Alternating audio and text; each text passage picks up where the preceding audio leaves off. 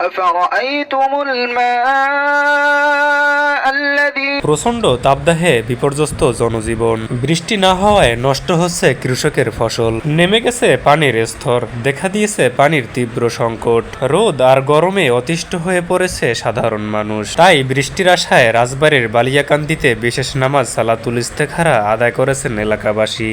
نحن جعلناها تذكرة শহীদনগর গ্রামবাসীর আয়োজনে সোমবার দুপুর 2:30টার দিকে উপজেলার বহরপুর ইউনিয়নের শহীদনগর ঈদগাহ মাঠে এ বিশেষ নামাজ অনুষ্ঠিত হয়। বিশেষ এ নামাজে প্রায় 3 শতাধিক মুসল্লি অংশগ্রহণ করেন। নামাজ শেষে অনাবৃষ্টির থেকে মুক্তির জন্য বিশেষ মোনাজাত পরিচালনা করেন বহরপুরহাট কেন্দ্রীয় জামে মসজিদের ইমাম মুফতি সাইফুল ইসলাম মুহাদ্দিস। يا مالكنا إلهنا।